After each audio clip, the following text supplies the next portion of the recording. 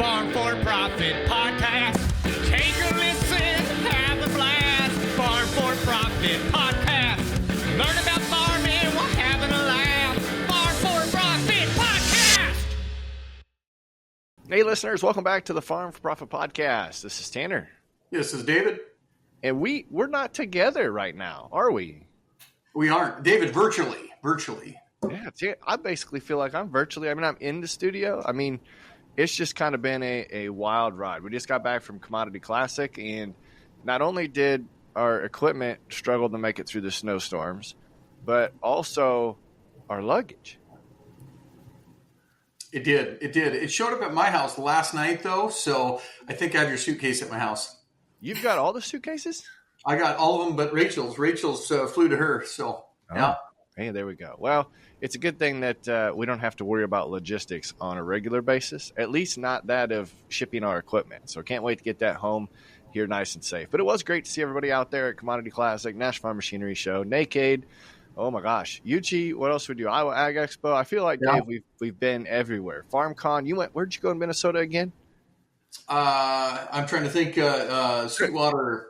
Was it Sweetwater? Co-op. It was those people matter too, even though we can't think of what it is. No, we can't. Yeah. No, I got a million other conferences in my head too. So. Yes. No, it's been great seeing everybody out there. We appreciate that. If you've got an event that you want us to come to or you want to see us at, make sure you send that to us, farmforprofitllc@gmail.com. You can also call or leave a text, 515-207-9640. Do you remember it, Dave? Crystal Valley. Yep. Yes. This is kind of neat. I can see your hands, your sign language, like, hey, hold on. I just thought of this. I did. This is neat. But this is how Farm for Profit gets things done. And one thing that we're trying to get done for you guys this year is making sure we cover all areas of things that's going to help your farm make the most money or provide you the best opportunity to make the most money. So one of those topics that we covered more related to grain storage a couple of years back was what leasing does, how it functions, what benefits it has, if there are anything that is considered or something a concern to consider. And we brought back the one and only Bre Beals. She is the regional sales officer for AgriFinancial, and everybody loved the first time that we talked to you, so we had to do it a second time. Mm-hmm. Well, thank you. I'm glad to hear that. Well, give us a little bit of an update. Are you doing the same thing that you did 2 years ago? I will make sure I put that episode in the show notes. Kind of catch us up. Where have you guys been?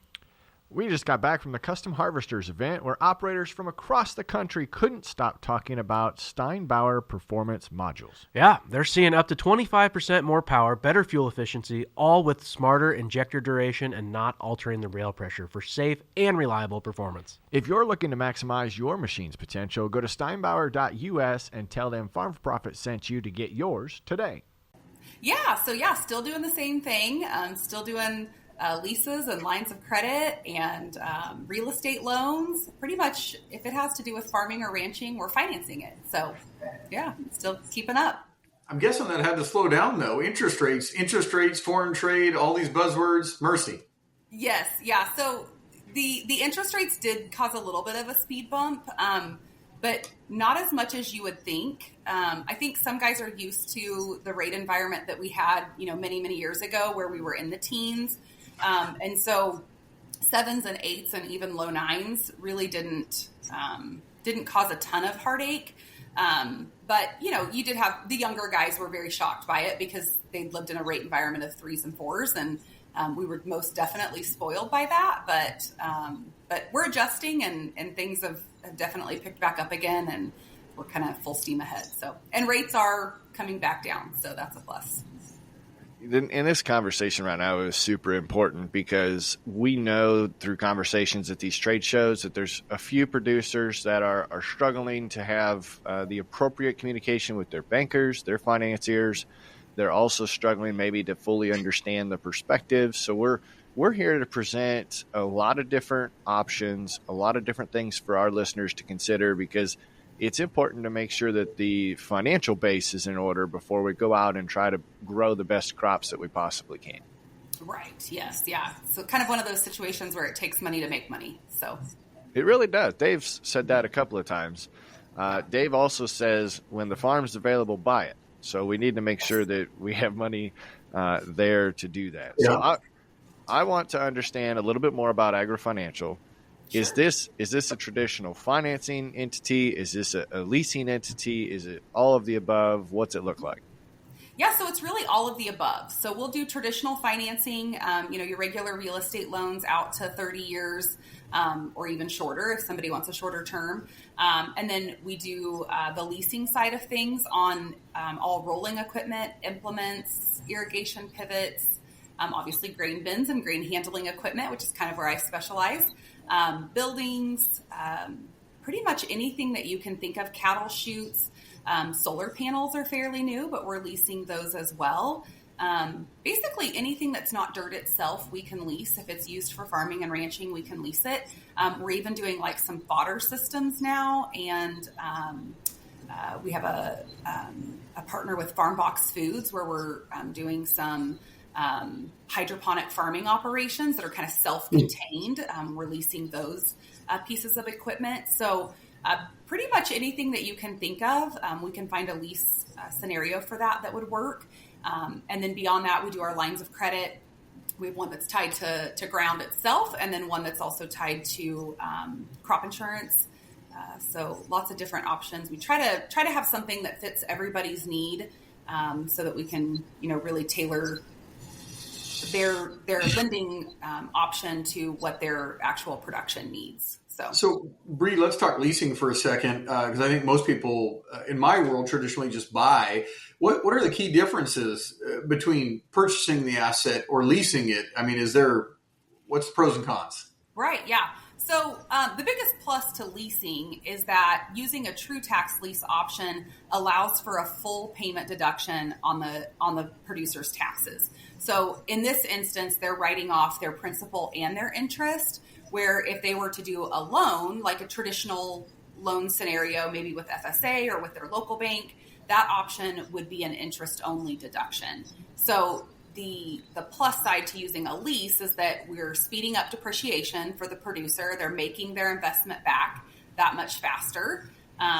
Beyond that, it's also an off-balance sheet asset. So it helps the customer from that perspective that it's really a rent payment, if you will. So they're recording it as a rent payment on their taxes, and they're not adding it to their balance sheet. So until it's paid in full, and then it becomes an asset on the asset line. So. Yeah, I was going to ask what you meant by how that's a benefit, because typically when I think of balance sheet, I immediately think of net worth. That's the original base understanding. Obviously, we know we can dive much deeper into other key ratios, but right. If it's off balance sheet, it doesn't boost my net worth, even though I'm putting cash outlay, like you said, right. in the form of a rent. But I think the key phrase that you said is when the lease is up, now it shows up. Yep, exactly. Yep, then it shows up on their asset side, and that's just adding to their net worth line. So why can't we lease farmland? I mean, there are farmland leases, but you Sure. said AgriFinancial does everything except for farmland. Right, yeah. So leasing we don't use on farmland just because, there are leases between producers or between a landowner and a producer, and guys are utilizing that obviously daily. But from a leasing standpoint for us, the lease itself, we retain ownership in that piece of equipment until the lease is paid in full, and then that ownership is transferred over to the producer. On a land situation, we would have to buy that land and then lease it back to the customer.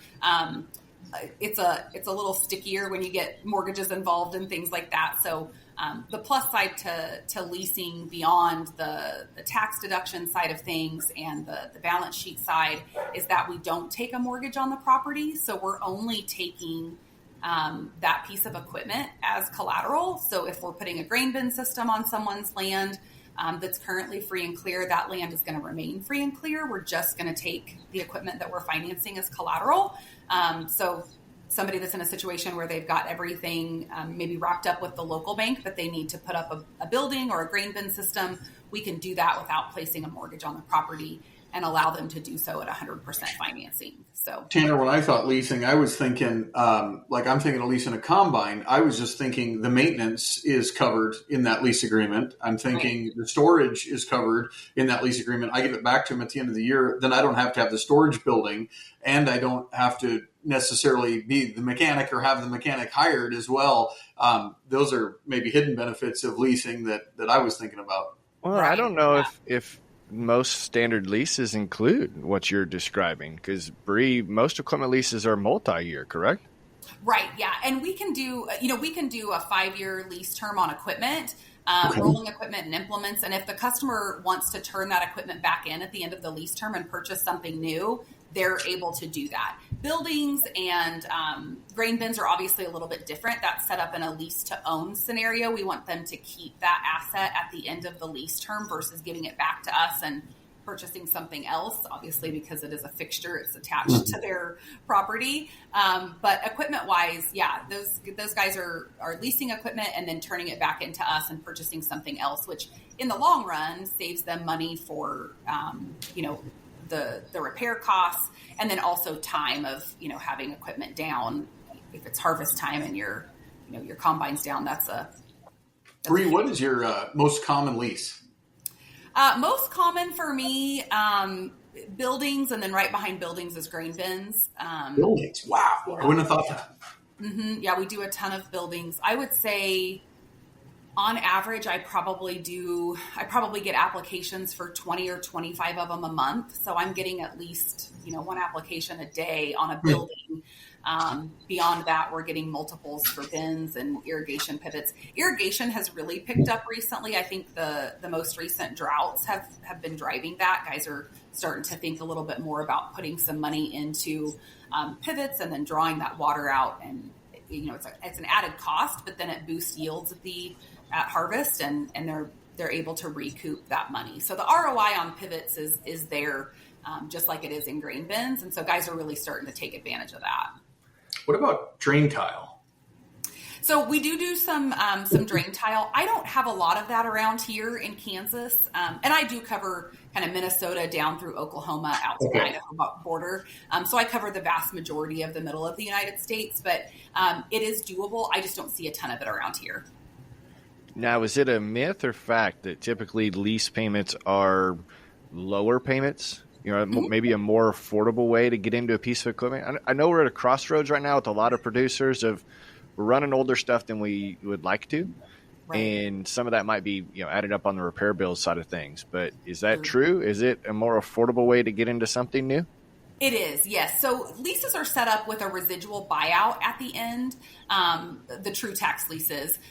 So that option allows for a lower annual payment because there's a buyout at the end of the lease structure. So for instance, if we're doing, let's say, a combine, that might be on a 5-year term with a 35 or 40% residual buyout at the end.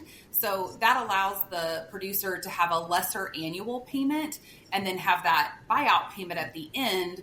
And if they decide to keep the equipment, then they can either pay that buyout payment all at one time, or they can stretch that out into multiple payments if they wanted to, or they can turn it back into us and purchase something else.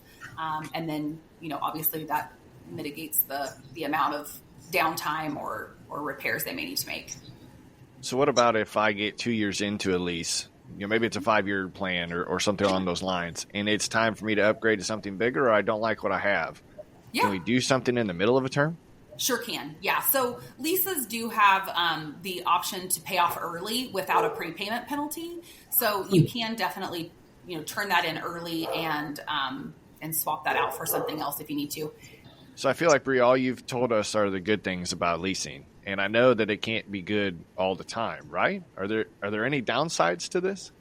Sure. So in the instance that somebody is maybe looking at an FSA option versus a leasing option, there are times that lower interest rate that FSA can provide that, right now I think it's sitting at about 4.25, 4.5 is kind of what I'm seeing from them now.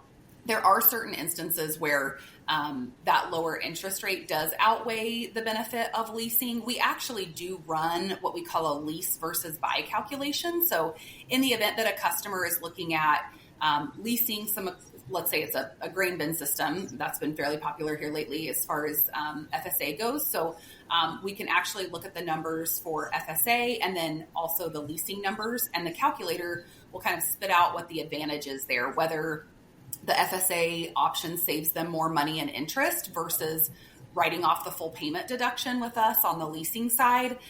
So there are situations where, I run those numbers and maybe FSA comes out ahead. So in that situation, leasing wouldn't be best for that customer. And regardless of how those numbers shake out, I do always provide those to the customer. At the end of the day, I want them to do what's best for their business, not what's best for me. So if it comes out that FSA is the better option for them, then I most definitely share that information with them. So in that instance, a lease isn't great for that customer. And we do try to, go over those options with every customer. So is there a standard, we have older listeners, we have younger listeners, and I'm just sitting here thinking when you said cost benefit analysis, lease versus purchase, Tanner, I would think the younger people would want to purchase. They'd want to pad that balance sheet with assets. And I got to think the older folks that have more money might want the tax write-off. They might want to lease it. But then vice versa, we might not have the money to purchase it, and maybe the young people do more. Is there a standard? Like, what do you see? What's the analytics? Really, it's a very mixed bag as far as that goes. I have a lot of really young producers, and then I have a lot of guys that are, nearing retirement age. And all of them are utilizing that lease option. The younger guys are generally needing the tax write-off to offset the income that's coming in. They're go-getters. They're out there picking up more land as much as they can, where our retired guys are maybe looking to, scale back a little bit, slow down a little bit more. But they still have the need for the tax write-off at the end of the day. So really, I would say it's very evenly split between younger guys and our guys that are closer to retirement age. But overall, it's, we get a lot of calls about it, and people want to weigh the options, and that's what we're here to do for them. So. Now, are you charging us interest rates in a lease? Is that something that gets disclosed? Mm-hmm. Yeah, so there is an interest rate imposed on a lease. It's actually considered a lease factor, not an APR interest rate the way you would on a simple interest loan. But there is interest that accrues. That interest on a lease option is actually divided up evenly between all of the payments. So you know exactly up front what the total cost is going to be for you to buy out or own that piece of equipment or building at the end of the lease term. So, and there is the option to pay it off early and save some of that interest as well. Well, I was going to ask, can I refinance it? If rates go down, can you refinance a lease? Absolutely. So that's a great question. So in the last couple of years, kind of when rates really started to increase, we did add that option. So we call that rate conversion. So if a customer locks in their lease interest rate at the time of purchase, and then let's say a year from now, rates are 50 basis points or even a full point lower, they can take advantage of a rate conversion and lower that interest rate down to whatever that new market rate is and lock that in for the remainder of their lease. They can actually take advantage of that one time every rolling calendar year. So on a 10-year lease term, they might lower their interest rate 10 times. So that's exciting. I didn't expect you to answer it that way. I thought I was trying to stump you as far as that goes. Because I know Dave and I have been using the phrase, at least we talked to a couple of economists out at Commodity Classic, and I know we had a couple of conversations together at National Farm Machinery Show about the old date the rate, marry the asset type conversation right now with rates being a little bit higher. So I didn't figure that you could release a lease, what did you call it again? So we call it a rate conversion because actually we're not stretching the lease back out or changing the term. We're really just lowering the interest rate for that producer. So it really isn't a refinance. There's no restructuring of the debt or stretching out of that term. It just, whatever year they're in, let's say they're in year 2 and we take a rate conversion, then, for the next 8 years, their rate is whatever that new rate is, as long as they don't take advantage of another rate conversion in the next few years. So is there a way to keep, I have a lot of farmers, of course, selling farmland that want to, the term, keep their powder dry. So they want to keep what cash assets they have in case that neighbor farm comes up. Is there when you're talking refinancing, I'm wondering if they know that somebody just passed and they know, doggone it, my tenant is going to ask me to buy that farm. Can they start moving stuff around, and can you lease a piece of equipment they already own? We can. So there's kind of a rule of thumb with already owned equipment that we really don't want it to be in use more than 18 months prior to us doing a lease. But if they just bought a new combine, you can say, oh, doggone it, I shouldn't have bought that combine. Can I lease it through you? And then I'm going to go buy that neighbor farm. Absolutely. Yep. You can. Okay. Buy back on equipment. We can do it on buildings. I just recently did one on a building that a gentleman paid cash for, and kind of the same scenario. A neighboring farm came up for sale and he needed some additional cash down. And so he called and said, hey, I just put out $450,000 on this building, but I kind of need that money back now. So we did a lease buyback for him. As long as they haven't depreciated the asset on their taxes yet, in this instance, he hadn't. He had only had up the building about 6 months. And so we did a lease buyback for him and put that $450,000 back in his pocket. And then we were able to help him purchase that neighboring farm as well. So how do you control that if you just said if they haven't deducted this on their taxes? I mean, you're taking the farmer for their word, and sometimes their relationship with their CPA, they don't even know if they've deducted that building or not. So what's that process look like in figuring that out? Yeah, so it's kind of an honor system situation. So we're taking the producer at their word that they have not depreciated that asset. For us on a leasing approval, just to kind of give you a background on how that works, we just take an application and a balance sheet for any lease that is under $1 million.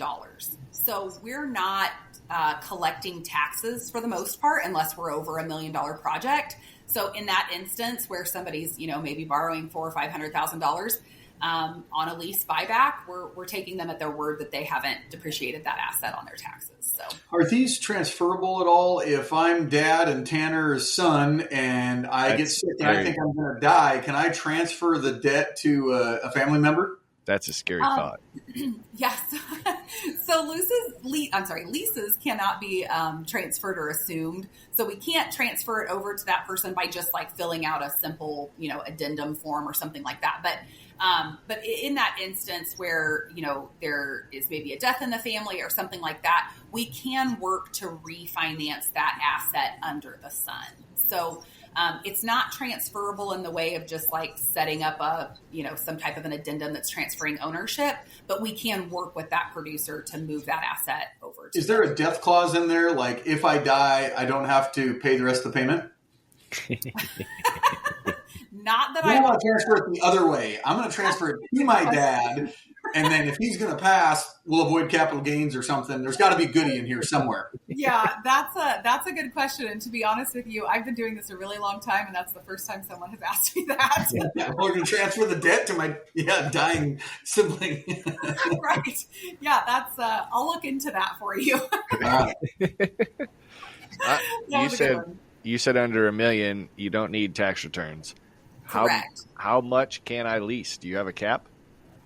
No, so there's actually no cap to the amount that we can do a lease for. So, in situations where we've got a commercial project going or, a larger scale, maybe it's a grain handling facility, those types of things, there really is no limit to the amount that we can lend. So we do have a minimum of $50,000, but there is no maximum on the other end. So we can go from $50,000 to $50 million. So. This is why I like Bre, because she knew the next question I was going to ask is what the minimum was. No. She just covered it.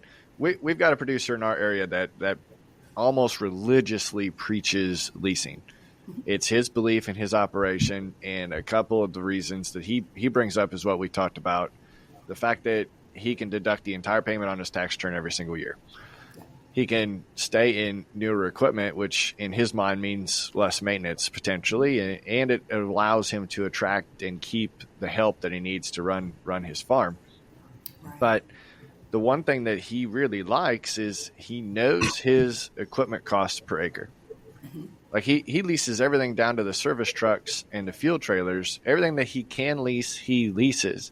Sure. And there's a lot of pushback in our area saying that that's extremely risky because he has very few true assets in that structure. Sure. Yeah. So in a situation where somebody is more concerned about asset values and what that looks like on their balance sheet, maybe they want to split them up and do some leases and some on a loan where they, can balance out their balance sheet a little bit better. Really, the leasing side of things lets them keep all of their liquid capital because we finance 100% of the asset. So from a balance sheet perspective, while, that piece of equipment isn't on the balance sheet, the liquid cash that they kept, all of that working capital is. So it is helping out the balance sheet on the asset side of, cash on hand. And again, allowing guys to be able to purchase, the farm next door or whatever may come available that they need to take advantage of. Let's go a bad scenario here. Mm-hmm. Balance sheet doesn't work. Banks start foreclosing. And somebody's got a lease with you. They got a lease on their combine. And they're like, I'm sorry, I can't pay you. Right. What happens? Yeah. So in the event that someone says, hey, we just can't do this, I need you to come get it. Then, obviously we can do that. It really is a last resort for us. So we do try to work with every producer to allow them to keep that asset. We need farmers to farm, right? So yeah, to keep feeding the world. So we're going to do what we can to keep them in that asset, whether that's a refinance, a restructure. We actually have a program that we can do interest-only payments for up to 5 years for a producer. So we can take somebody's current structure and all of their loans and kind of consolidate those and then stretch them out and do an interest-only payment for 5 years to really inject more cash flow back into their operation and really, help them get back on their feet. And then at that point, if we needed to restructure leases, we could also do that at the same time. So along those same lines, you were talking grain bins and buildings are your number one. If they're your number one, normally we have to subordinate the loan off of that ground. Whoever builds a building wants to know they own the ground under the building. Now, normally the bank they have the lien or first position on that. Do you guys take a second position or how's that work? So if it's a situation, are you asking if there's a lease on a building with another financial institution and we're going to take a loan on the land? Is that what you're asking? Or are you asking if there's a loan on the land and we put up a flip-flop? Yeah. Flip-flop. Okay. So in the instance that somebody has a loan on their land, let's say with their local bank, and they're going to put up a building on that land, we have, if the project is over $350,000, we do provide the current lien holder on the ground with what's called a severance agreement. The severance agreement, the lien holder is signing to sever the building from the ground that it sits on. It's basically notifying the current lien holder on the ground that the customer is putting a building up, but they will not be it will not be part of their current collateral of the ground itself. So I've never had a financial institution not sign one. We're pretty easy to get along with in that space, and they're signed and we move forward and they're aware that there's a building going up that they won't actually have as part of their collateral. So then, David, the process that I would assume would happen if something went terrible and that producer went fully out of business and collateral had to be returned, more than likely that bank would then pay off the lease on that building in order to get rid of that severance agreement and add that to the collateral value of their portfolio. That is correct. Probably doesn't get that far very often. Farmers are very protective of their assets, but that would be the way to navigate. The bank would probably want to keep it, you're saying. They'd want to keep right. Rather than calling the auctioneer and then I write a check to Bre over here and write a check to the bank over here. Yeah, the bank would buy it out before that point, most likely. Yep, that is correct. Yeah. Okay. Or they would list the property for sale, and then within the sale proceeds, the lease would be paid off along with the mortgage that the bank had on the property. So you were talking about your flexibility in payment structures. If I've got a combine that I want to bring you, what is standard? Is it a monthly payment, an annual payment? What's that? What are we looking at? So most producers go with an annual payment, and actually we can set that up for whatever month works best for them. So let's say they buy a combine in, let's say they buy it this month in March. This is not a great time to make an annual payment because they just paid them all in January. They can actually purchase that piece of equipment at 100% financing and use our harvest plan option, which would bump that payment to be due January 1st of 2026. So it allows them a lot of flexibility into getting into equipment or buildings or grain handling equipment without having to make a payment right off the bat. They can also choose to do a monthly payment or a semi-annual payment, quarterly payment, really whatever works best for their operation. We can work with that. Farmers, you do it all. So should your technology. Level up your equipment with the latest innovations from AgLeader. From sure force downforce control and sure speed high accuracy planting to right spot individual nozzle control, AgLeader has you covered. And now, with the new In-Command Go displays, you get unparalleled visibility and control, keeping critical information at your fingertips. Upgrade today and reap the benefits this season. Visit agleader.com or contact your local AgLeader dealer to get started. I have a leased piece of equipment in my office, which is my printer and copy machine. And I just had to transfer. So my 5-year lease just came up. Sure. And it's the first time I've ever done it. I normally purchase everything. And I leased this, and I was with Konica Minolta. And then I decided to go with a new company. Okay, so now I'm going to go with Marco, who also provides the Konica Minolta, but a different company. And it was nothing but a pain in the ass to transfer that. And I still haven't finished it. And here's why. So I have this big, bulky printer, and now they're like, oh, cheers, you have a deal with Wells Fargo. Because the lease was actually with Wells Fargo. It was not with Konica Minolta. They pushed off the lease. Right. Well, now the gal from there is calling me, and I'm like, well, how do I get this thing out of there? She's like, that's your problem. So now I have to not ship. I mean, this is a big printer. I mean, we're talking freight. I got to freight this thing to Chicago. And so all that being said, what happens if somebody wants to transfer from you to someone else? What do they do with the equipment? Like, how hard of a process is it? Because it's not easy with a printer. Yeah. So generally in the instance that someone's going, I don't know, and this is, I'm not trying to hurt any feelings here, but let's say someone has a John Deere combine and they've decided they're going to switch to Case, for instance. They generally will take that asset, that John Deere combine, to the Case dealership, and they will trade it in or sell it like on Big Iron or something like that. That dissolves our lease, and then we would take a lease on the new equipment for them. So a little bit different than office equipment there, considering it's generally a movable asset. You can drive it or trailer it much easier than you could an office printer. But that sounds like a sticky situation. I thought there'd be a little more clarity. Like, I asked, well, can I just buy it out the last month? Then the new printer moves in. Yeah, long story. Mercy. Yeah. And see, on equipment, you would have the option to just buy it outright and keep it, or buy it outright and then go trade it in if you wanted to. Yeah. Obviously, most guys don't do that. We just trade it in and dissolve that. That does kind of lead to the question of, okay, so I'm at the end of the 5-year lease on my combine, and I don't want to buy it out. Yeah. Does AgriFinancial own it? They come and pick it up? I don't take it back to my local Deere dealership, do I? We can, or they can do that. They could take it back to their dealership and trade it in. And then basically we would work with Deere on what those numbers look like. We're moving kind of over that last piece of that lease balance over into the new purchase because they're giving them, some amount of money for that trade in, if you will. And so, Tanner, you know what they should do with it, don't you? No, please enlighten me.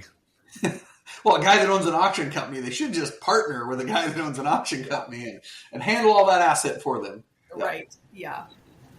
We do a lot of leases on auction equipment. That is probably the most, because really we're not doing a lot of leases on brand new equipment. Most of it is used, mainly because your John Deere's and your Case IH's and your Fence, those guys have captive financing, so they're offering a ridiculously low interest rate. So is there a difference in rate if it's new? Like if I do a lease on an older vehicle, my son just bought an older vehicle, and his interest rate was horrible compared to if he would have bought 5 years newer. Sure. Yeah, there is a little bit of a difference. It's not a huge difference, not as much as you see in like the auto market. Okay. But there is like, if the equipment is 2 years old or newer, there's a rate structure for that. And then there's a rate structure for anything older than 2 years. Sometimes if it's 3 or 4 years old, but it has really low hours, we can actually still consider it new and use the new interest rates. So, Tanner, do you think we could double dip here? We were talking with Sukup Grain Bins, and we were talking with the fact that we can get energy credits and upgrades. Okay, so there's energy credits out there, and Clobador, Chad. Yeah, Clobador. Clover Dance. Yeah, Chad, and he was working with us to get, if we decide, Bre, to upgrade our equipment, and we're doing it for the sake of energy efficiency, we can get credits back. Through the REAP, yeah. Now, that was if they were purchasing it. Can I lease it and get those credits back? What do you think, Tanner? I'm hoping so. So I'm going to make your day, and yes, you can. Nice. There's two different leasing structures that we use. So the first one, and really the one that we've mainly talked about today, is the true tax lease option, the fully tax deductible, 100% financing option with a buyout at the end of the lease term. There is also a second leasing option, which we call a dollar buyout lease. The dollar buyout lease really mirrors a loan situation in the aspect that just the interest is tax deductible. There's no buyout at the end of the term in means of a percentage. It's actually just a $1 buyout, which is where that name comes from. So in the instance that someone is using a REAP grant, they can use the dollar buyout lease, still finance 100% of the project, still take advantage of the REAP option, and then set up annual payments on that or monthly payments, however they want to do that. But make payments on that piece of equipment and still take advantage of the REAP grant. So you can't double dip in the instance that you would use the true tax lease option and the REAP grant. You have to go with the dollar buyout if you're going to use the REAP grant, but we can certainly finance it, and that customer can still keep all of their money in their pocket. The application process you mentioned is an application, and you collect a balance sheet. Mm-hmm. Are there some high-level things that you can give our listeners to know that they have a better chance of qualifying than others, like some key ratios or metrics? Yeah. So the main metrics that we're looking for in this would be under $1 million project. That would just be, they're looking for a credit score of 685 or better, a debt to asset ratio of 50% or better. And then really from there, they're just looking for, making sure that there's, not a large amount of past due payments or late payments, things like that on the credit report. It rolls through an automated system. So when we input all of this information from the application and the balance sheet, so the total debts and assets, the current credit score numbers, the current gross farm income and net farm income, those are numbers that we take a look at as well to make sure that the purchase will cash flow. Obviously, we dump all of those into an automated system, and then it spits back the approval for us within 24 to 48 hours. I wondered, because you said you didn't take tax returns, and it didn't sound like you collected a projected cash flow. Mm-hmm. So it must be an automated system that helps you guys get those put together. It is. Yep. That automated system kind of runs the metrics in the background. So it's running a cash flow analysis based on the debt, based on the total debts, and then the net and gross farm income. There's also a line for off farm income. So guys that have seed sales or chemical sales, things like that, those numbers can go in there. Or if their spouse is a W-2 owner, a W-2 earner, then that income would be listed there as well. So on your shirt, it says AgriFinancial. We've talked a lot about leasing, making me think it should be saying AgriLease rather than financial. What percent are leases versus of your business? Of your business, is it more lease or is it more financing? So for me, it's more leasing. Part of that is because I spend a lot of my time in the grain handling space, and those are all leases. We actually don't do a loan or even offer a loan on equipment or grain handling equipment or even on buildings. It's all leasing. I actually, when I was hired on with AgriFinancial a lot of years ago, I was hired on just specifically to do leasing. I came from a local credit union situation where I was handling the dealership loans that were coming in from the car dealerships. And so this kind of married that previous employment, I guess you would. Yeah. So I started with leasing, and then about a year after I was here, I started moving into the loan side, which I did handle mortgage loans at the credit union as well. So life kind of came full circle, and now I do both. But the vast majority of the business that I handle every day is leasing. I see. Is there? So you said I might have asked you a question that no one's ever asked you on the death side.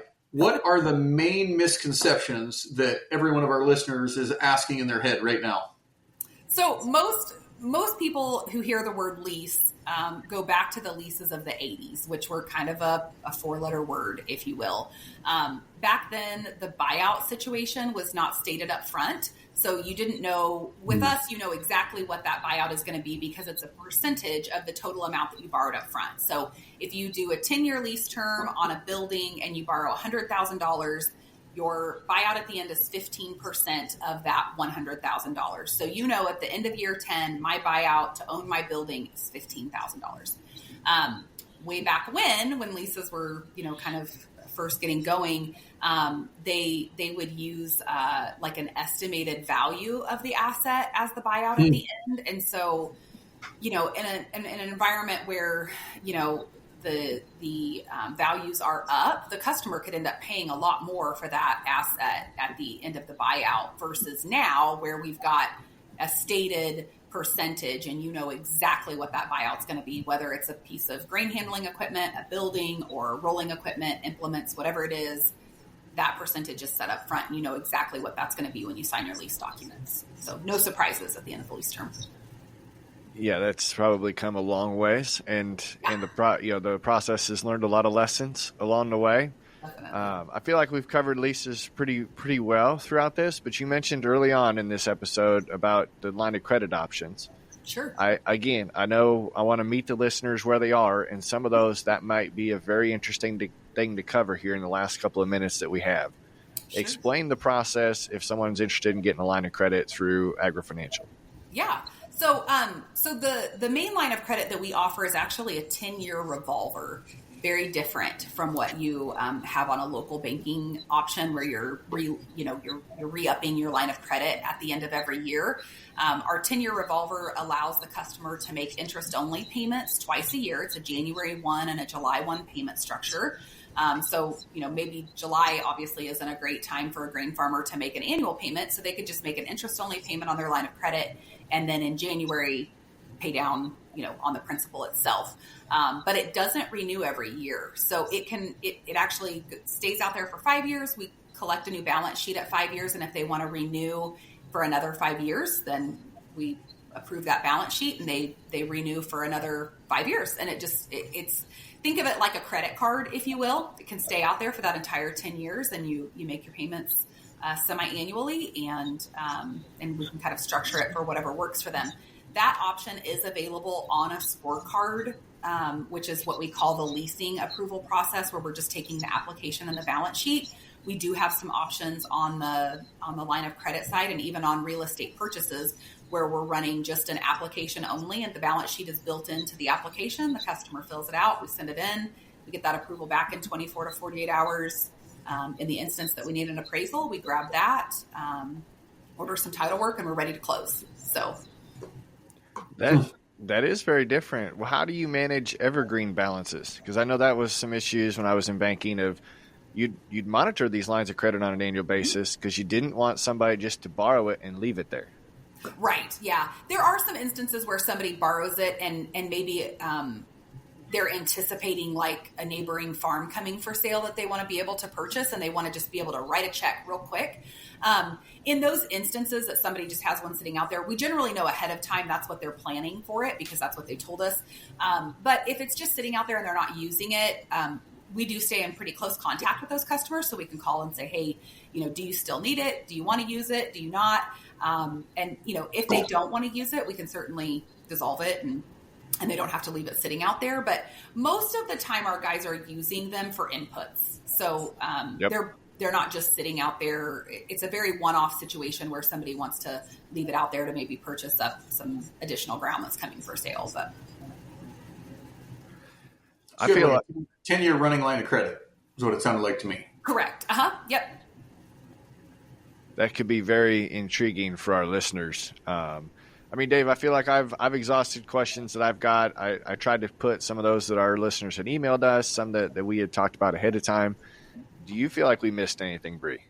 The only thing I think is we didn't really talk about all the uses. We talked about equipment, which is what everybody thinks about. You said grain bins and buildings, but specifically I think like Corey, who's not with us today, and hog confinements.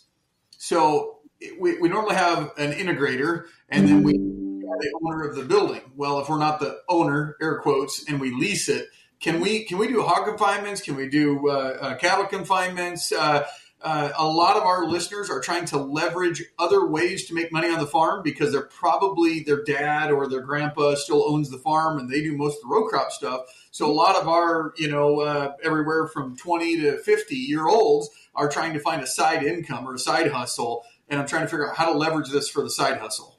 Sure, yeah. So we do hog confinement and cattle confinement buildings as well. It's the exact same leasing option that we talked about on the buildings. Those are available for confinement buildings as well. We actually work with central confinement systems on some cattle confinement buildings where they're like a hoop barn structure, if you will. Yep. There's a little different term limit on those sometimes, depending on what the warranty is on the canvas that's on those buildings. But they can still be leased. They can still do an annual or monthly payment. It's still 100% financing, so the customer doesn't need to put any cash down. We can do, we can do hen barns and hen barn equipment, laying equipment, those types of things. Pretty much. What about entrepreneurial startups in that, I'm trying to think, spraying business. So if I'm going to buy a sprayer to help my operation, but I'm actually using it as a custom spraying business, is that allowed? I technically lease the equipment. Can I lease it for a startup of sorts? Sure. Yeah, we certainly can. We might use a projected income for that, based upon what they currently have lined up for, fields that they're going to spray. But we can absolutely do that. It can be used for custom application if they needed to. And that's not a problem for us. So, and then in the instance that I know you mentioned earlier, if a grandfather or a father, somebody in the family owns the ground that a customer is wanting to put a building or even a pivot on, maybe we can actually still lease that equipment. The customer, that severance agreement that we talked about earlier that the bank would sign, in the instance that maybe a dad owns the land and a son is going to put a building on it, that severance agreement would come into play and the parent would sign the severance agreement, and then we would still be able to put up that building and the lease would be under that borrower. That's good to know. Well, I feel like we've tried to stump you for the last 45 minutes, and you did a fantastic job. I'm now going to challenge our listeners to try and stump you with their operation questions and specific needs. So how can they reach out to you guys to see if AgriFinancial and leasing's a fit for them? Sure, yeah. So you can reach out to us via our website, which is www.cgb-agfi.com. So we are a sister company to Consolidated Grain and Barge. So that's where that CGB is coming in at. So they can reach out to us there. If they want to reach out to me directly, you can find me on Instagram at The Grain Girl. There is an underscore in between the grain and girl. Otherwise, my email is brianna.beals@cgb.com. Or you can call my cell phone, whatever is easiest. Send a smoke signal. That is perfect. We will make sure we get that stuff put in the show notes as well. It was a pleasure again. I appreciate your wealth of knowledge, your willingness to share, and it sounds like your mentality to try and help make this fit for about anybody that reaches out. Absolutely. Yes. Thanks for having me. Always a pleasure to join you guys. You bet. And listeners, we will talk to you next time.